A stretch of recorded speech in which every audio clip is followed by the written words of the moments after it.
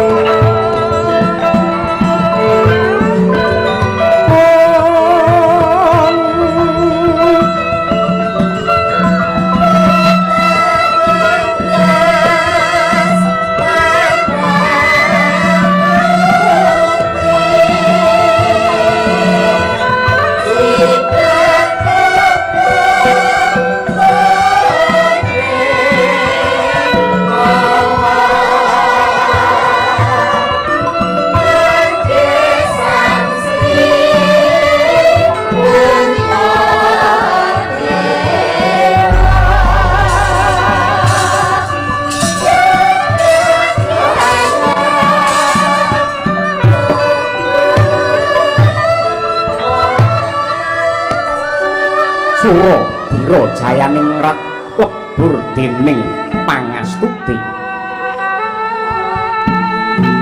gumereke mangsa gening Sirewanci aglar gumelar negari Ngastina wis ngancik jaman Kalimataya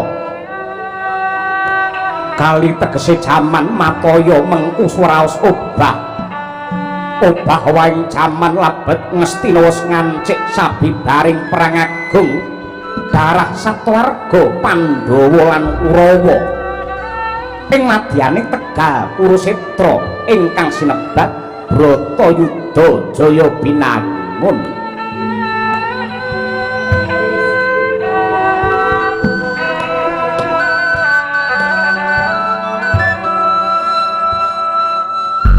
sanadyan wengi sing peperangan amung 18 dina parandene wenang sinebut perang gedhe labet kathah para ratu brahmana satriya ingkang gugur ing palagan Kurusetra Pandhawa ingkang minangka dutaning adil nyebar dharma suci ambrasta tuk sumbering angkara ingkang kasarira dening para sata Kurawa samangke para Pandhawa sak keluarga wis boyong mring praja Ngastina dening ngasta pusaraning adil jumeneng nata nenggih pambareping Pandhawa jejuluk Prabu Puntadewa ya Darma Kusuma Yudhistira ya Risang Kalimataya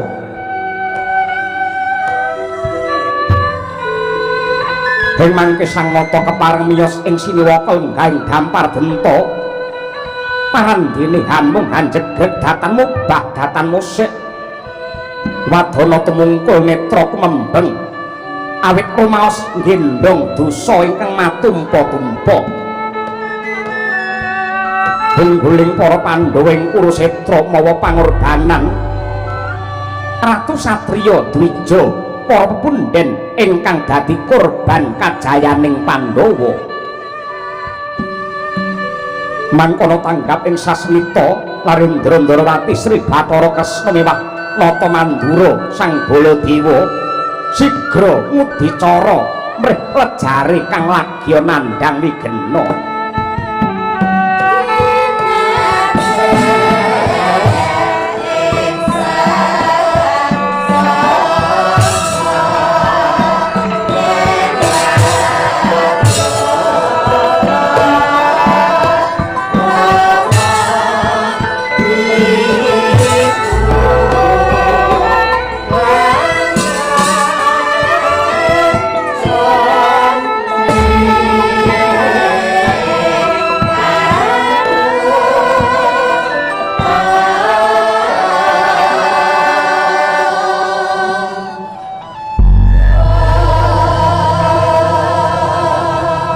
kumalayang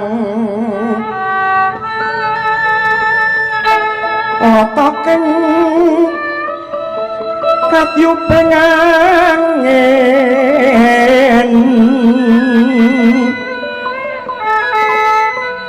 aduh paran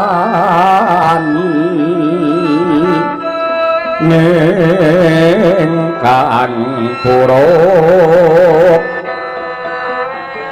kipun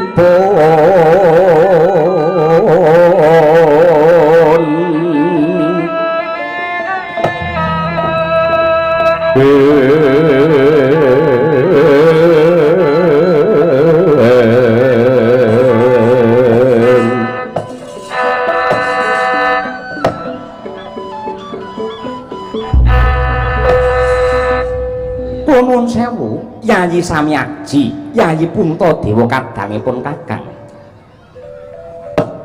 menapa darunanipun kawis tingal rengu lan boten rena ing penggalih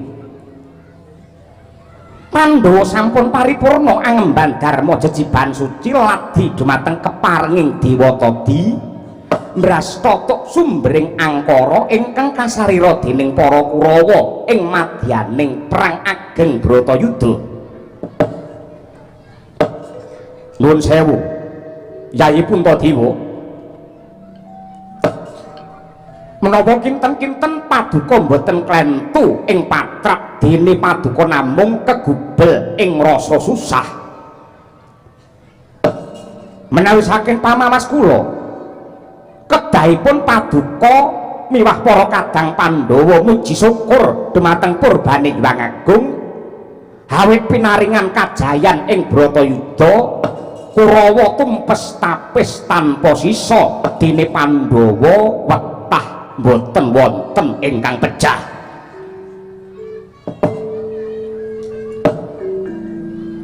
Koko Prabu Mandura miwah paduka njeng Koko Prabu Indramati pepundhen kula ing Marcapada prapting delahan.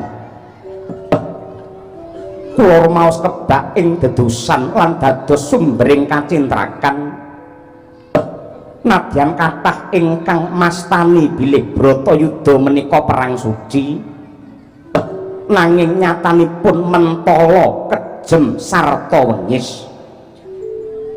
Buktinipun kathah nuwuhaken pangorbanan saking para pinisepuh, para dwija, para kadang, putra Sentana lan kawula ingkang tetela boten ngertos kentang kimpul sarta pojok plereting lelampahan pating jerit rereyongan kesempyok ngaradan awit wengising paperangan. Bedahipun menapa Pandhawa unggul ing yuda lan ngraosaken kamulyan kawibawan menawi ngurbanaken tiyang kathah. Koko Prabu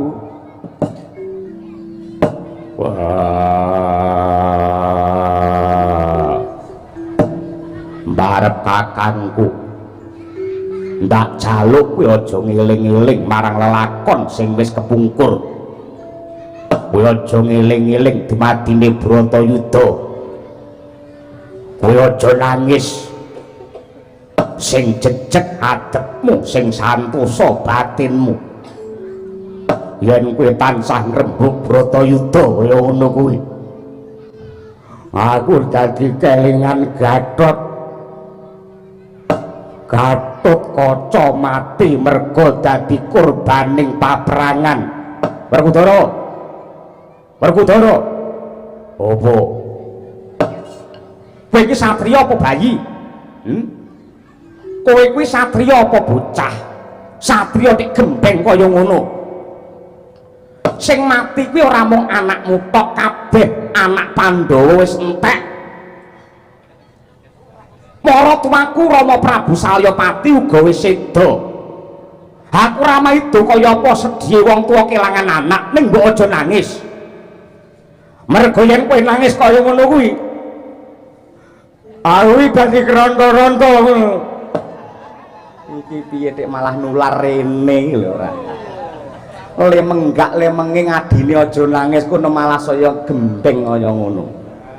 Yai Kresna, kono kaki ndang pernah no rasane adi-adimu kuwi. Lakone abote kaya ngene. Nggih kula tak matur nuwun sewu. Yai Puntadewa, kula kinten namung jama pinilih ingkang kewawi narbuka kaendahan ingkang kasimpen saklebeting kesusahan. Namung jama pinilih ingkang kewawi narbuka kaendahan ingkang kasimpen saklebeting kesusahan. Kula aturi bilih tekliwering kahanan mubah musik ing swasana mboten badhe uwal saking pamerdine Hyang Agung. Mila menawi mulat gelaring Baratayuda yen karaos Pandhawa kebak ing dedosan karana tegel tega mentala dhumateng sedanipun tiyang kathah. Nanging menawi saking petang kula Pandhawa menika dutaning pangeran ingkang kajibah ngayahi dharma suci ingkang datan kalepetan ing dedosan. Dasaripun menapa? Sepisan Pandhawa mboten menang anduwa kodrating pepesten bebasan kridaning ati tan kuwawa mbedah garising pasti budidayane menungsa tangeh sembodo ngungkuli purbane kang kawasa menika sepisan. Angka kalih Bratayuda mekaten dados sarana kelampanipun ujar lan kaul tagih tinagih antarane utang piutang mewah rampunge babakan ingkang tiyang anggadhahi lepat lan dosa. Dening angka 3 Bratayuda yekti dados rana sirnaning Budi Candala icaling watak murka sarta musnaning hambek sadu ingkang kedah mrawasa dhumateng angkaraning bumi tindak siya ingkang dipun sandhang dening para Sata Kurawa. Werkudara, apa? Perkara kowe kelangan anak ya kuwi si Gatotkaca aja nduk pamerake marang pun Kakang. Anakmu mati bergagah dadi Kusumayuda ngrungkepi bumi pertiwi beda karo anake Kresna. Bomo kae mati sing mateni aku dhewe apa kira-kira si Adi tegel nglakoni kaya pun Kakang. Mula biyen kuwi ana crita, ana sejarah utusaning Gusti ingkang diperintah dening pangeran supaya mbleh kelawan anake dhewe. Gandeng iki perintahe pangeran, mula banjur diestokake. Nalika anak mau bakal dibeleh lan dipateni banjur diganti disalini kanthi wujude wedhus utawa mendo. Mula nganti palungguhan iki ana pengetan sing diarani pengetan kurban. Nah, apa to maknane kurban? Menungso ki aja banget-banget anggene gondeli lan gandoli babakan kadunyan nadyan to kuwi katresnan anak bojo keluarga kuwi katresnan kuwi kagungane pangeran yen sak mangsa-mangsa dikersakake bali menungso ora bisa awel lan grundel. Werkudara Kanjrah ingkang puspita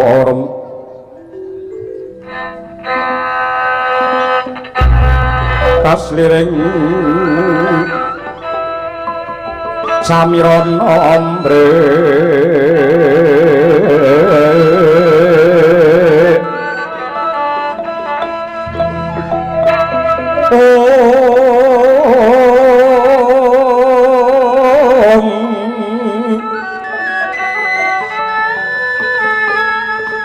sekar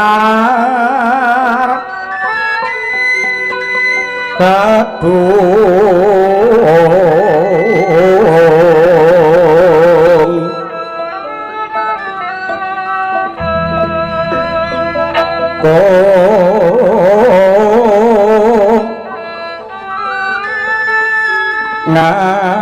ngaskan danyo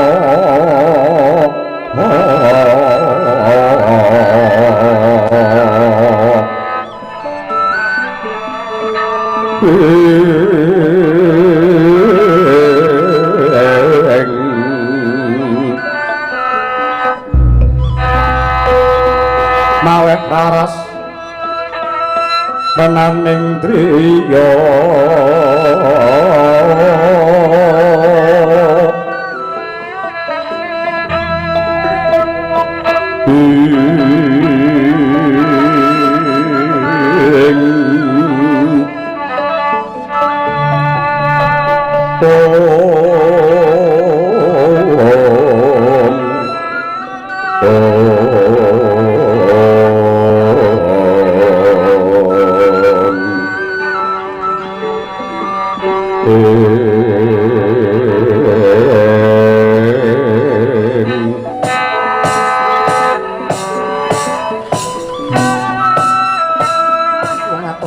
panuwun ingkang tanpa upami prasasat lumampah wanci pangkong kepapak obor sewu saksampunipun kula nampi dawuh pitutur paduka dados padang tetrawangan raosing manah kula Koko Prabu namung kemawon kalilan ingkang rayi nderek matur sak rampunging perang Baratayuda para Pandhawa sak keluarganipun sak mangke sampun boyong dhateng negari Ngastina ingkang wigati nenggih tetulung dumateng para ingkang dados korbaning paprangan anenggih tiyang cacat bocah lolo para waranda ingkang sami nandhang kasisahan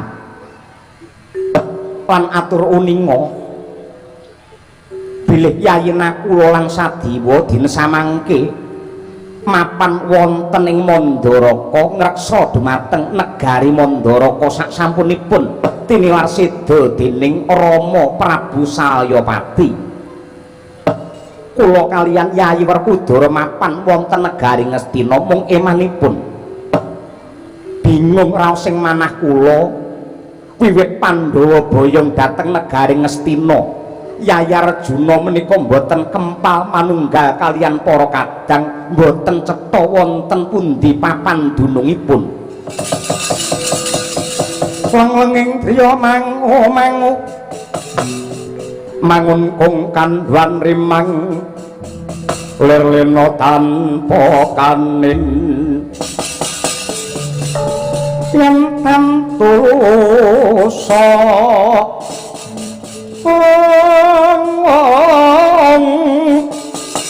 mangku sang Dyah Utama mangkono Sri Narendra Sinarendra muda wuwus nyolon hangrapa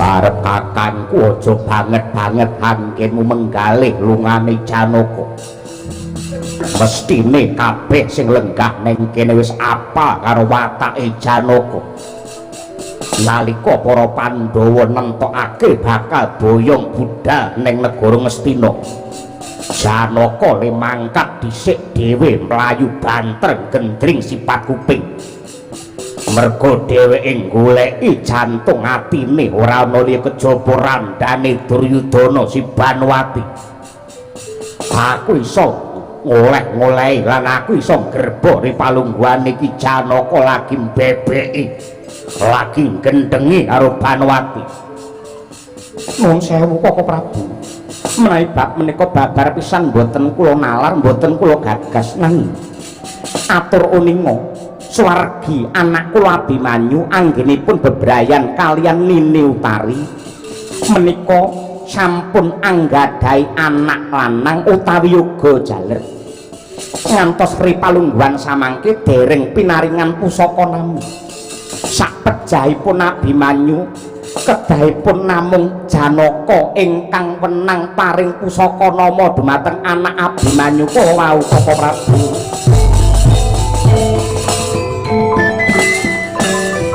jagat Dewa Bathara jagat Maeswara inggih Yayi inggih kula sampun tumanggap dumateng sedaya pangandika paduka lan daya-daya supados Yayi Arjuna mboten kedangon anggenipun lirwa ing sesanggeman kula nyuwun pamit Yayi kula nyuwun pamit prasetyaning manah kula mboten badhe wangsul dhateng negari Ngastina menawi mboten gandeng tanganipun Yayi Arjuna yen tetela kados mekaten mboten langkung kula ngaturaken panuwun ingkang tanpa upami sembah kula ingkang miring jengkar paduka Njeng Koko Prabu Ndarawati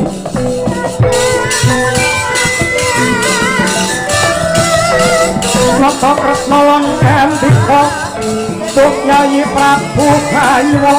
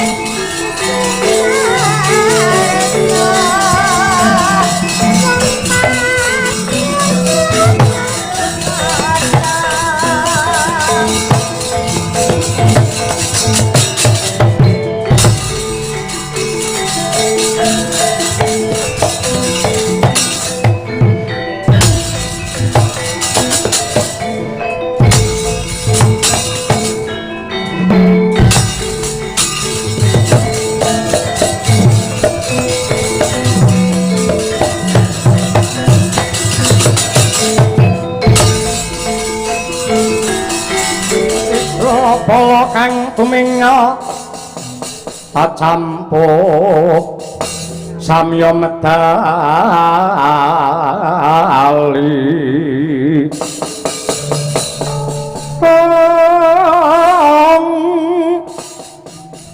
ler katet wileting kata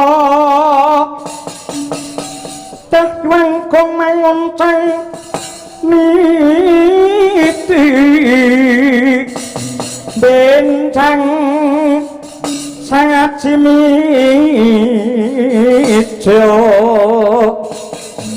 hati nyong dali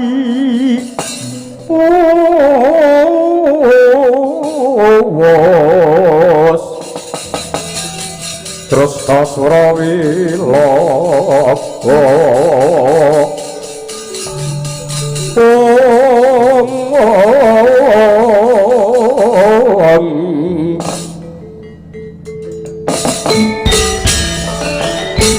Baladalah Bambang Aswatama kawula nuwun wonten timbalan ingkang dawuh Raden Kartomarma Nadyanto Bratayuda wis rampung para Pandhawa antuk kamenangan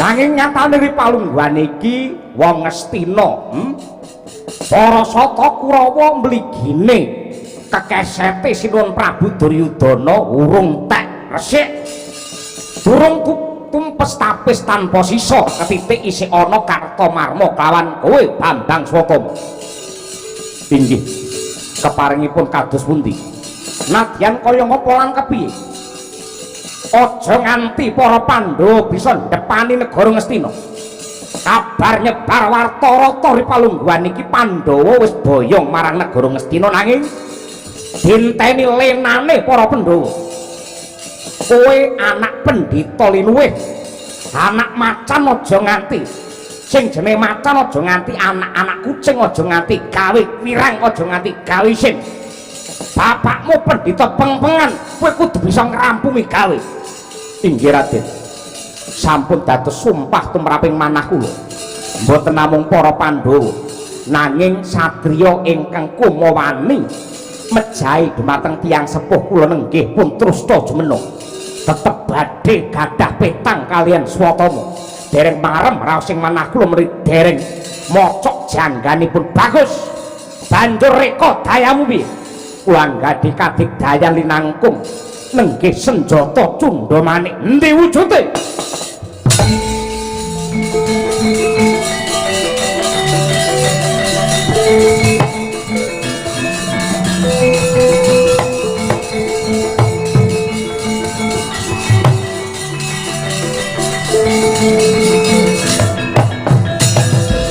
mawut kang katrajang ing dahana wadya sangkep kaprabon perang kang Abramarkata menika pusaka paringanipun Kanjeng Ibu Wilutama banjur nganggo gaman iki apa sing bakal ndok tindakake nuwun sewu kula badhe ngesong Bantala pusaka cundha manik menika menawi kula tamakaken wonten ing bumi tartamtu badhe jebol kula kepengin nglandhak jebol bumi saking sak njawining Ngastina ngantos dumugi ing kraton negari Ngastina kanthi cara mekaten wanci dalu saklebetipun Pandhawa lan keluarganipun kepati anggenipun tilem menika margi ingkang prayogi kangge besmi dumateng Pandhawa sak cindheladangipun bagus budal dina iki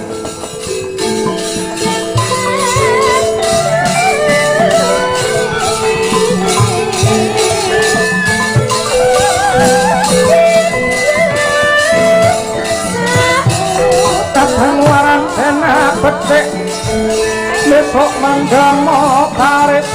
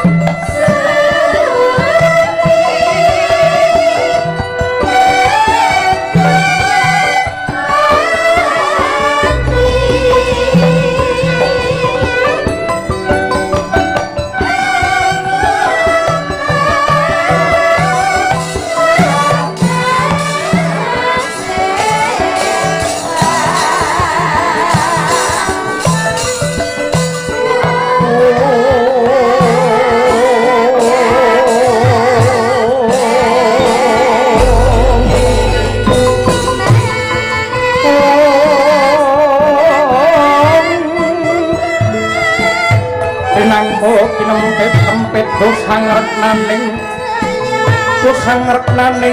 bawana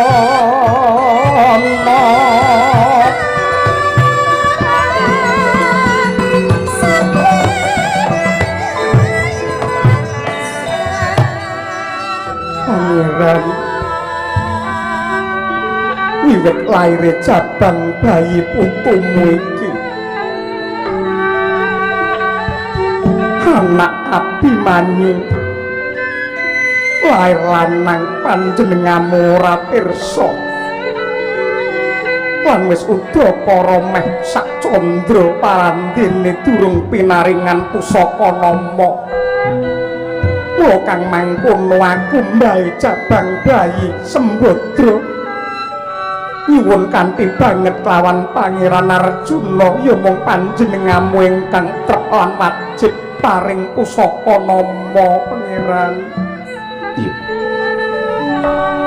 Yayi Sembadra babar pisan ora nglegiwa semene agunge kanugrahan saka Pangeran. Putuku lanang pasuryane jebles karo bapakne ya kuwi Abimanyu. Nuwun sewu Koko Prabu Kuntadewa, Koko Prabu Ndarawati miwah Koko Prabu Mandura. Dalah jengandika Kakang Mas Werkudara. Kula nyuwun palilah saha nyuwun tambahing berkah pangestu. Kula badhe paring pusaka nama dhumateng putu kula menika. Nenggih kanthi akekasih Raden Parikesit.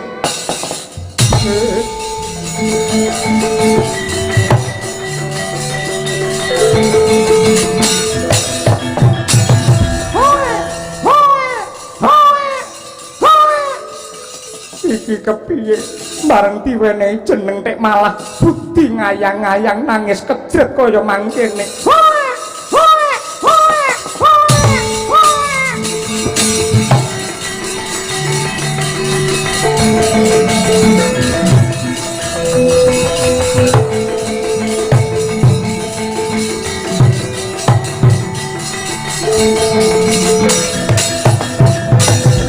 Napa Kresna ngandika duh Yayi Prabu Haywa sungkawing tias mring solaing renira.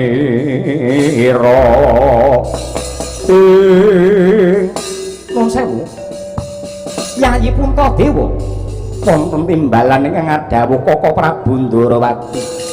Nuwun sewu mbok menawi wonten bab-bab ingkang andadosaken jabang bayi menika budi ngayang-ayang. Menapa kinten-kinten paduka wonten gembolaning kayun ingkang badhe mangdhawaken. Nun inggih Koko Prabu Mandura saha Koko Prabu Ndarawati kanthi tangisipun jabang bayi Parikesit satemah ngemutaken dhumateng janji kula. Karana agung labuh labetipun Abimanyu nalika mbedhah gelar Cakrabyuha nalika dumados Bratayuda satemah dados sarana lan lantaran kula mboten pejah dipun ranjab gaman dening Kurawa. Yektosipun Abimanyu nedya kula wisuda benjang menawi Pandhawa unggul ing paperangan mongko dados ratu wonten ing negari Ngastina. Gandeng Abimanyu sampun gugur mila sampun saktrepipun benjang dewasanipun Parikesit kula jumenengaken ratu wonten negari Yuwastina mriki Koko Prabu sineksen jagat saisine.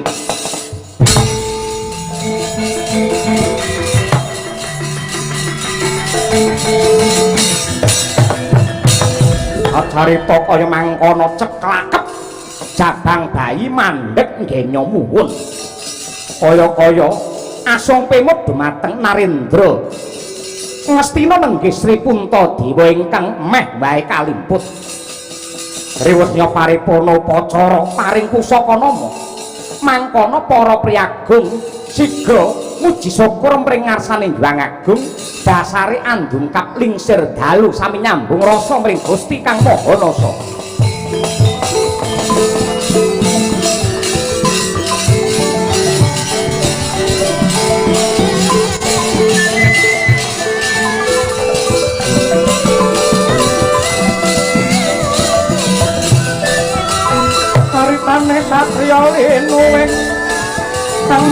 ring kautaman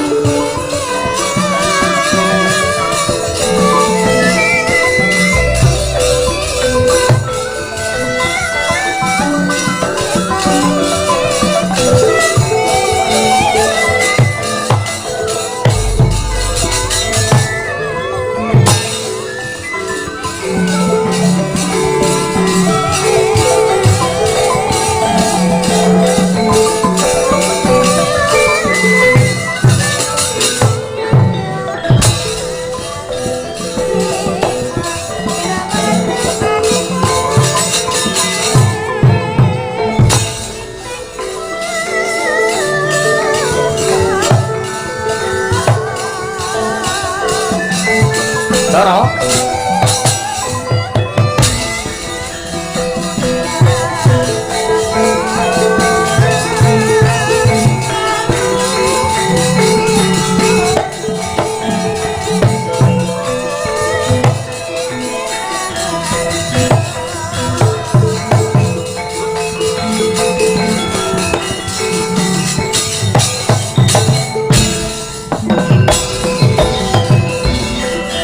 Mawang mang kunta kumbul patang gedhe kang sayang gongkara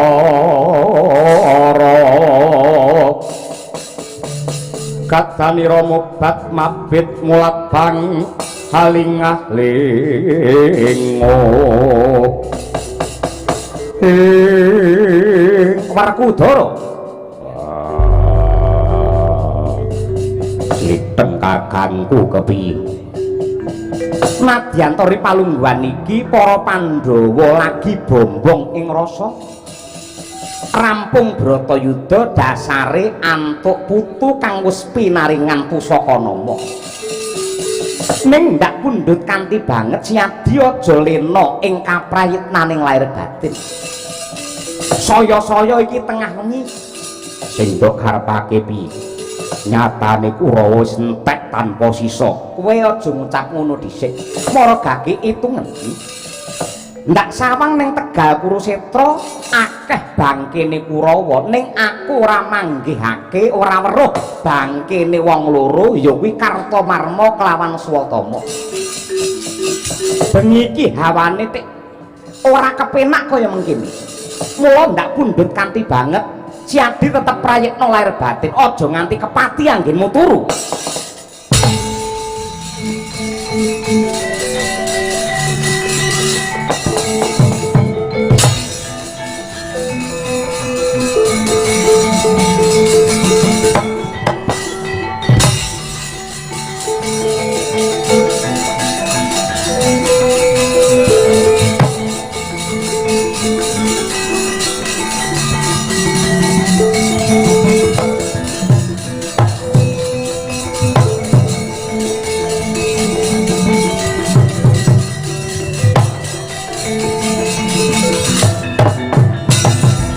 piye Swatama iki wis ngancik lingsir wengi bisa tak gambarake pendolan keluargane ana kedaton Ngastina kepati anggene turu inggih Raden Kartamarma kanthi cundha manik menika kula badhe ngesong Bantawa kula badhe nglandhak bumi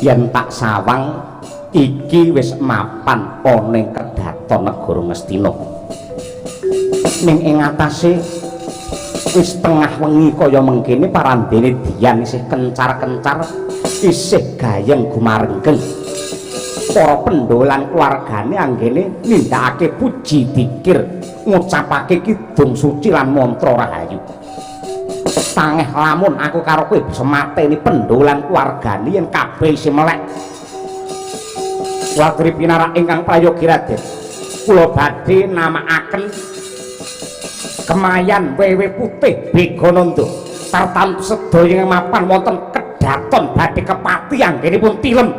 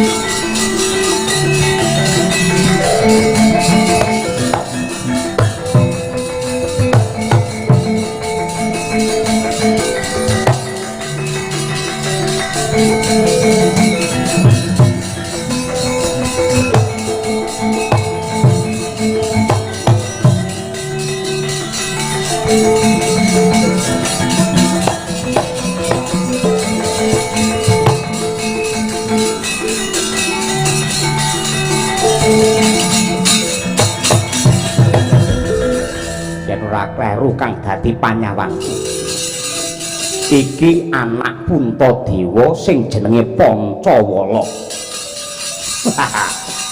kabeh do angler anggene turu iki besok tan murunga ya digadang-gadang dikudang-kudang arep dimulyake karo Pandhawa yen Pancawala iki modar Pandhawa bakal ngenes Ele, aja nglindur, aja ngimpi. Tangeh lamun kowe entuk kamukten. Merga swargamu mapan ana ning tumbake Kartamarma iki.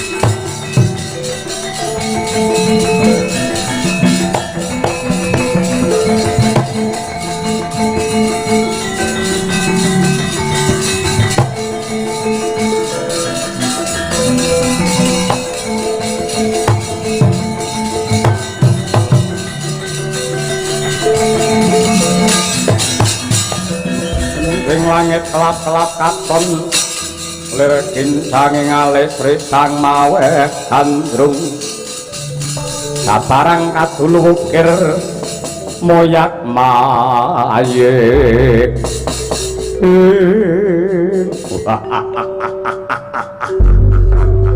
ketemu tenan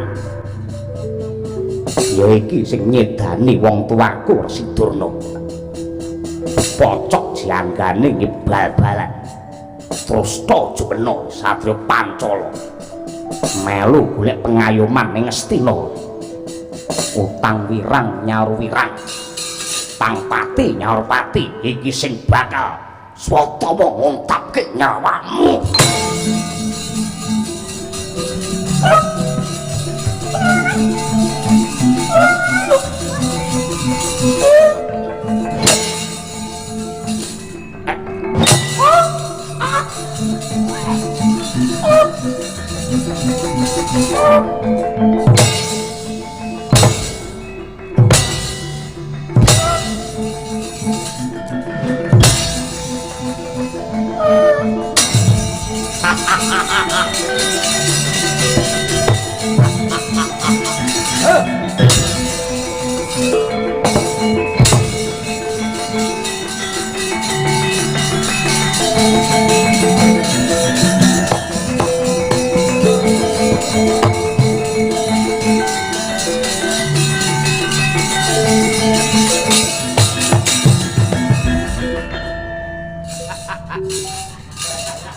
Aku ora tau ngerti kowe melek ora tau ngerti.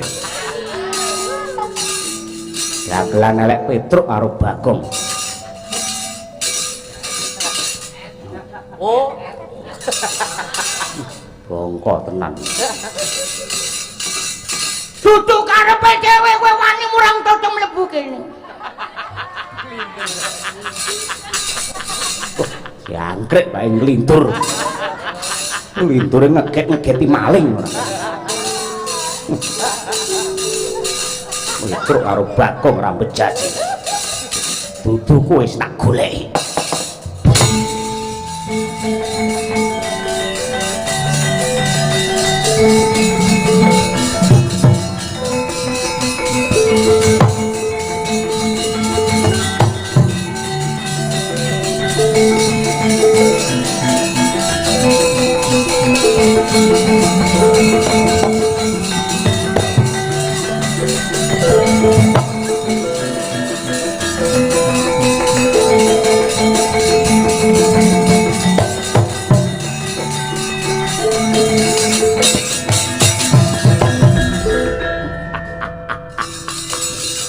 Iki bayi abang sing dikutang-kutang karo Pandhawa dadi Ratu Adil. Adil apa? Mergo ditresnani karo Pandhawa, bae turu nang kene jaga karo putune. Bae cek ayu modele. Sembodro ngatasi ayune kaya ngono karo sing lanang tinggal gendaan.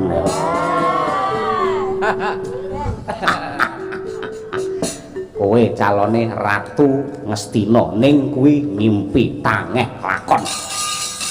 Yen isih ana swatama tangeh kowe lakon. Yen kowe tak jejuing kuandamu dadi 18 mbahmu do nangis.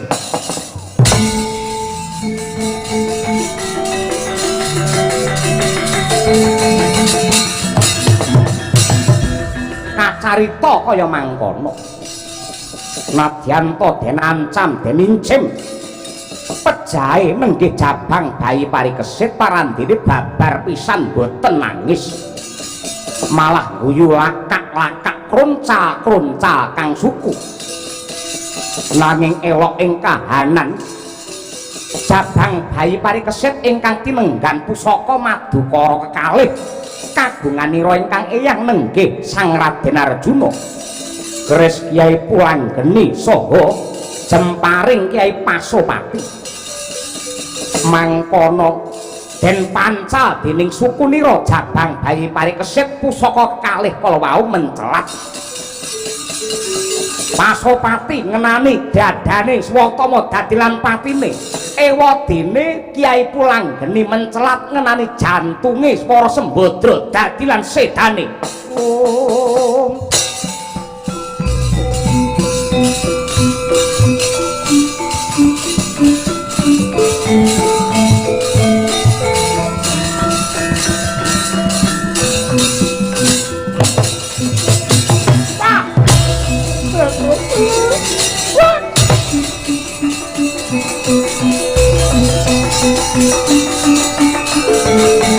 Warkudara, Warkudara.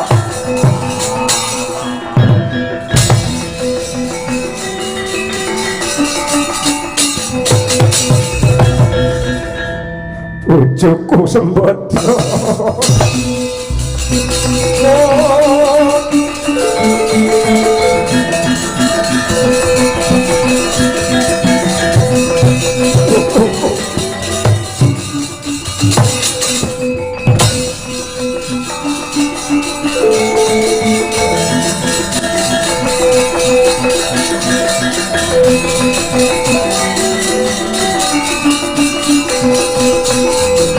Edan.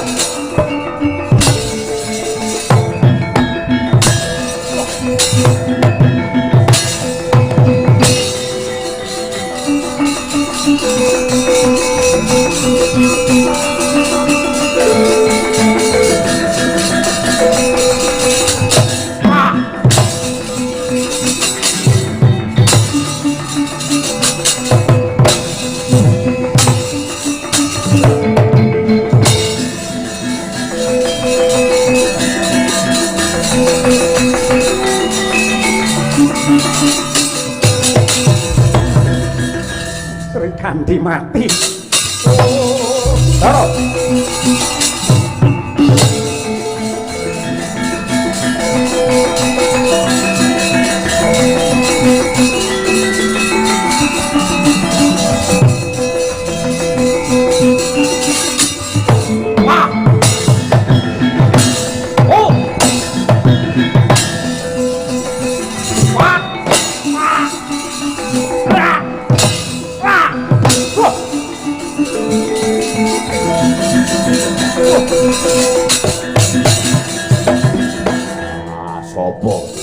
Kula Raden, nami kula pun Sasi Kirana. Sapa? Sasi Kirana. Peteng ora ketok. Yen Sasi Kirana suarane ora semene. Kaya Danurwinda. Nggih, estunipun kula menika pun Danurwinda. Tak sawang wujudmu kaya Susena. Nggih, kula menika Susena. Kaya songo-songo. Aslinipun kula songo-songo. Angkeme wong elek Kartomarma cikalane mungsuh.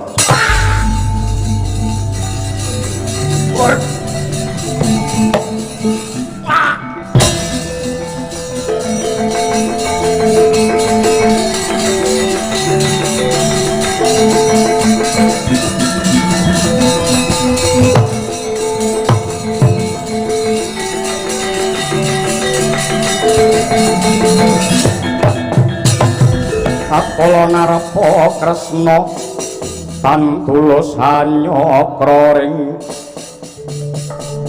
Prasiwara Jahnawi Suta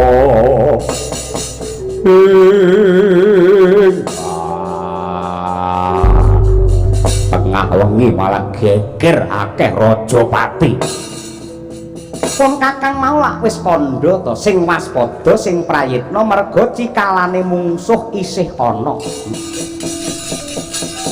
Swatama karo Kartomarma udar kabeh. Iya. Kartomarma sing mateni aku. Kowe mateni sapa wae? Ya mung Kartomarma tak pateni. Isih ana wong wadon sing kok pateni. Sapa? Wara Srikandhi. Ora petuk karo Srikandhi. Kowe rumangsa apa ora mlayu nabrak lawang? Iya. Lawange mau rubuh ngebruki Srikandhi dadi lan patine. Mosok wayang matine kebrukan lawang. Lho pancen lakone kaya ngono kuwi, Dik. Akeh banget ke lho Janaka ngengklenge lho.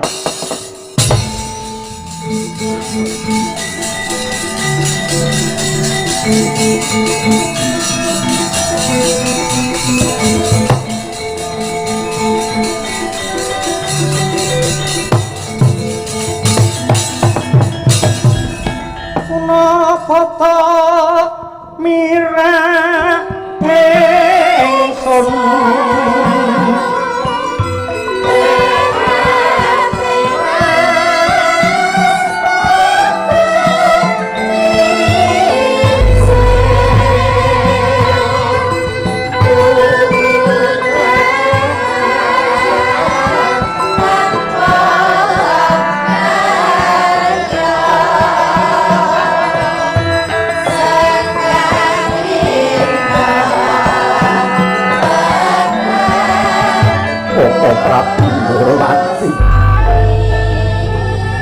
kenging menapa wonten lampahan ingkang kados mekaten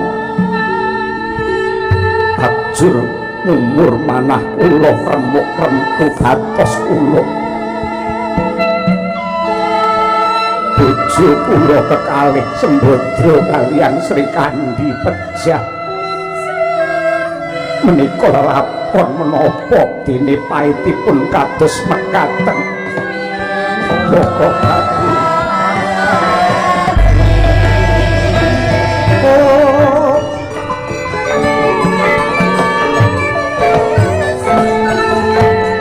Dimas Parto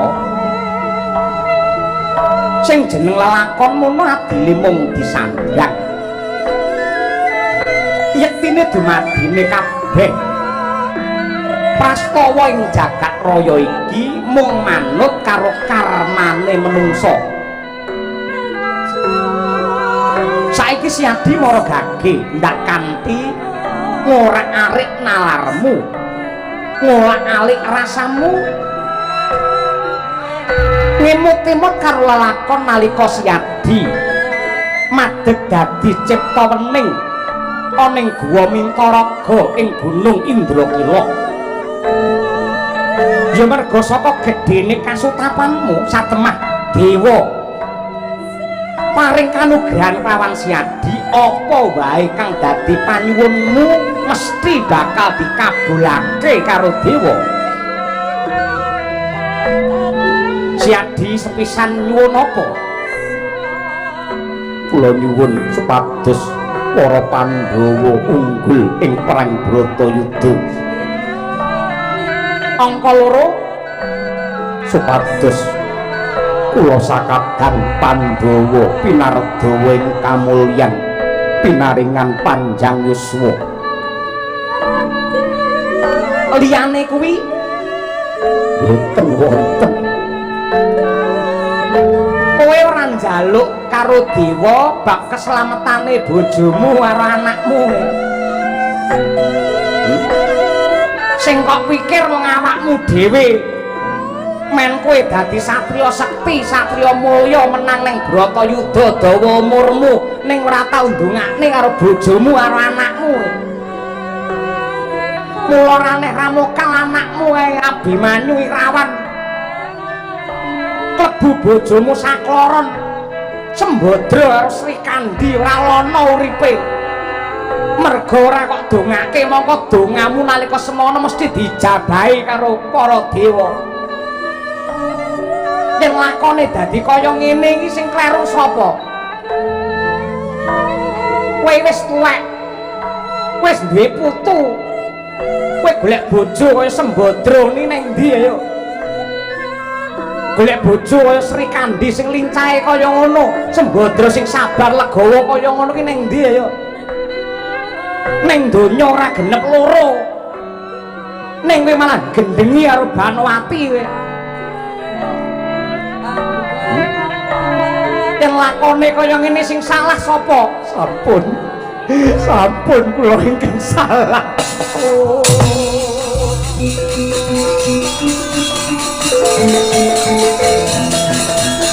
Prabu